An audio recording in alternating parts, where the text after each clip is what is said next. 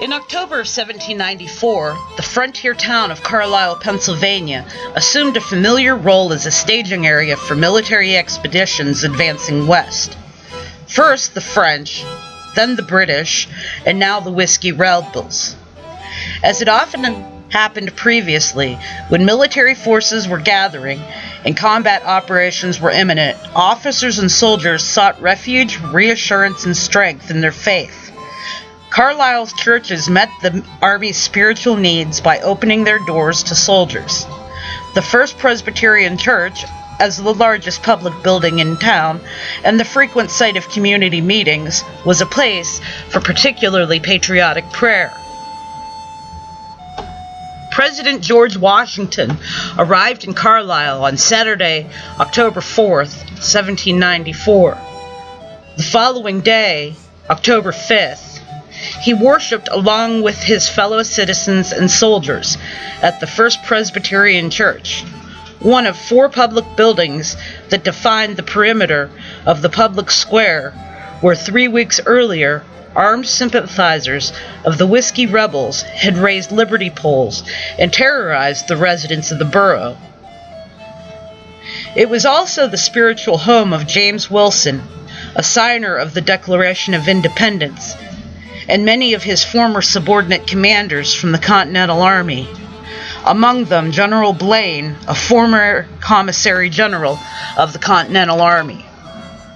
The presence of any president would have been an occasion for celebration, but the presence of Washington, revered by his fellow citizens as the indispensable hero of the American Revolution and the father of his country, added intangible meaning to this event that would never again be duplicated. Washington was not a Presbyterian. Rather, he was a member of the Church of England, today's Episcopal Church. Then, as now, St. John's Episcopal Church was located directly across the street from First Presbyterian, at which he would have been equally welcomed. However, Washington was well aware that the majority of the Whiskey Rebels were Scotch-Irish Presbyterians. His attendance at the Episcopal Church would have sent a message that the rebels might have construed as a self-fulfilling prophecy, given their strong belief that the feudal excise tax on whiskey was analogous to the tyranny of England's taxation without representation. Such a message might have further inflamed the rebellion. As the nation's first president, he was always keenly aware of the precedents he was setting in deciding how to behave towards others and how others should behave towards him.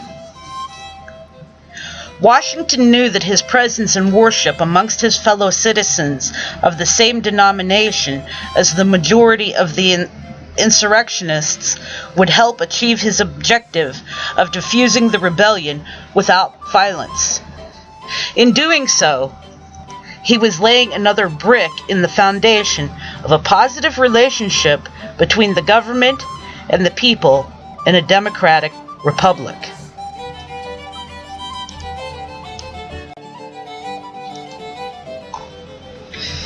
In October of 1794, the frontier town of Carlisle, Pennsylvania,